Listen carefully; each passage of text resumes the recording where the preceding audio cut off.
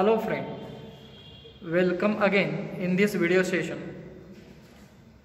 In last video we can discuss about the cell organelles. In this video we can discuss the function of all cell organelles.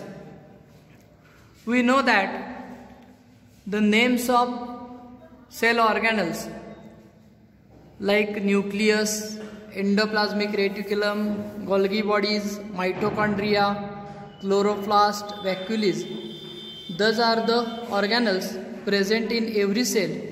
And now we can discuss the function of all cell organelles separately.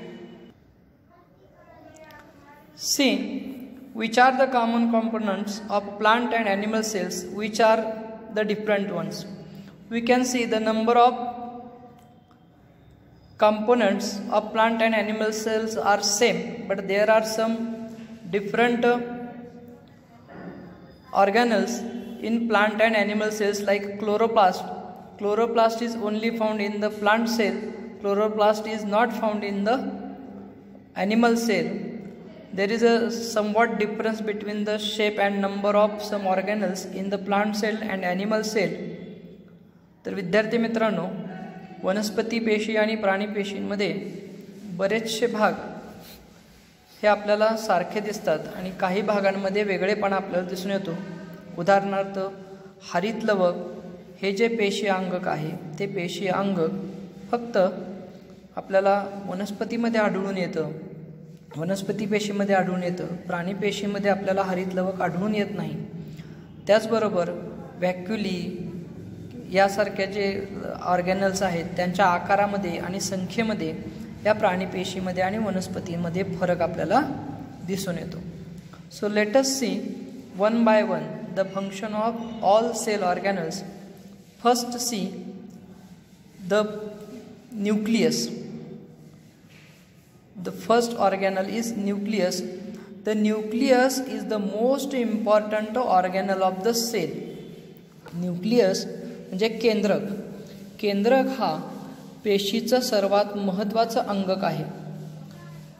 There is a porous double membrane around it. The nucleus control all the function of the cell. पहा, या ठिकाणी काय सांगितलं आपल्याला की हे जे केंद्रक आहे हे केंद्रक या पेशींचा मुख्य भाग आहे आणि याच्या भोवती दुहेरी असं सच्छिद्र, पोरस म्हणजे सच्छिद्र ज्याला छोटी छोटी छिद्र असतात, असं एक आवरण असतं, पटल असतं. आणि या पेशींच्या ज्या काही जीवनक्रिया घडत आहेत त्या सर्व जीवनक्रियांवर नियंत्रण ठेवण्याचं काम, कंट्रोल ठेवण्याचं काम हा न्यूक्लियस करत असतो. जसं आपल्या शरीराच्या वेगवेगळ्या अवयवांवर नियंत्रण ठेवण्याचं काम मेंदू करतो, त्याचप्रमाणे पेशींच्या ज्या काही जीवनक्रिया आहेत त्या जीवनक्रियावर नियंत्रण ठेवण्याचं काम हा न्यूक्लियस करत असतो. म्हणून आपण काय म्हटलं, it is the most important organelle of the cell and the function of this nucleus is to control all the function of the cell. See on blackboard, nucleus, function of nucleus is control all the function of the body of cell. The second organelle of cell is endoplasmic reticulum. आणि दुसरं जे महत्त्वाचं अंगक आहे पेशी अंगक त्याला आपण एंडोप्लाझ्मिक रेटिक्युलम म्हणजे आंतरद्राव्य जालिका असं म्हणतो. आंतरद्राव्य जालिका म्हणजे काय आहे? It is a sprawling net like organelle. म्हणजे जसं एखादं कोळ्याचं जाळं असतं तसं हे आंतरद्राव्य जालिका म्हणजे काय, एक जाळीदार अंगक आहे. So what is the function of this endoplasmic reticulum? Endoplasmic reticulum is to make a necessary changes in the proteins produced by ribosomes and send them to the Golgi bodies. आता या एंडोप्लाझ्मिक रेटिक्युलमचं महत्त्वाचं काम काय आहे तर आपल्या शरीरामध्ये रायबोझोमने तयार केलेले जे प्रथिनं आहेत त्या प्रथिनांमध्ये आपल्या शरीराच्या आवश्यकतेनुसार बदल करायचा आणि त्या प्रथिनांना गॉल्गी बॉडीज म्हणजे गोल्जी पिंडाकडे पाठवण्याचं काम हे एंडोप्लाझ्मिक रेटिक्युलम करत असतं. So what is the function of endoplasmic reticulum? See on the blackboard, endoplasmic reticulum. Function of endoplasmic reticulum is changes in the proteins produced by ribosomes and sent to the Golgi bodies. The next organelle is a Golgi bodies.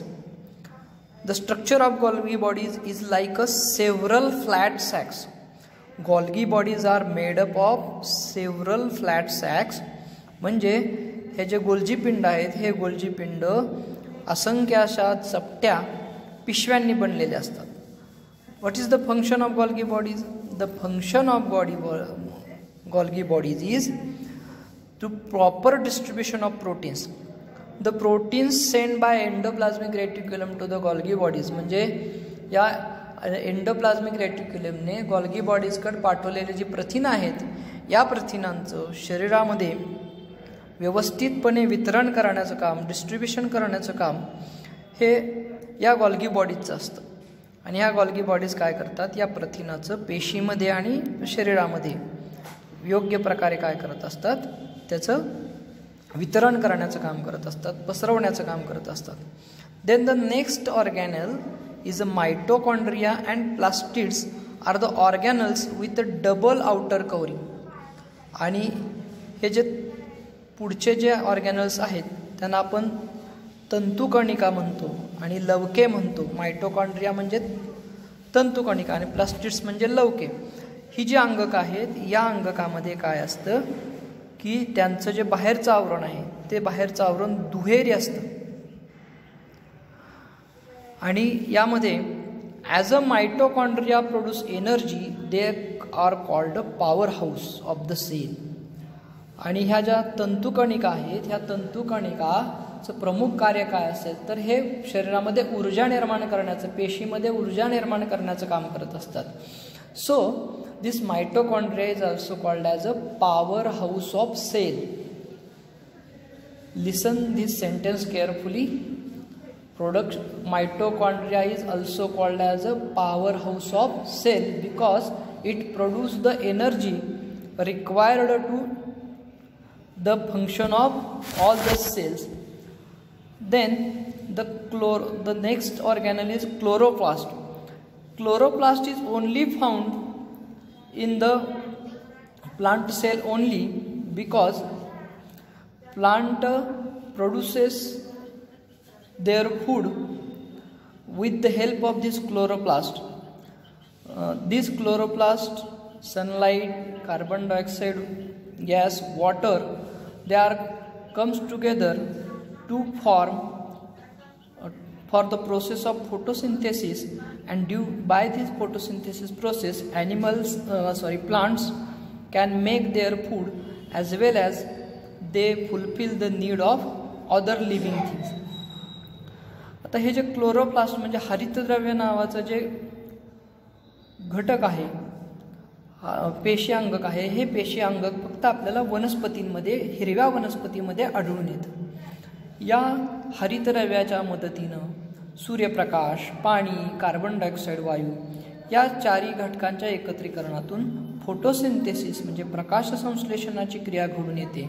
आणि या प्रकाश संश्लेषणाच्या क्रियेतून वनस्पती स्वतःसाठी लागणारं अन्न, त्याचबरोबर इतर सजीवांना लागणारं जे अन्न आहे याची निर्मिती करण्याचं काम या क्लोरोप्लास्टच्या माध्यमातून, हरितद्रव्याच्या माध्यमातून होत असतं. Then the next and last organelle that is a व्हॅक्युली.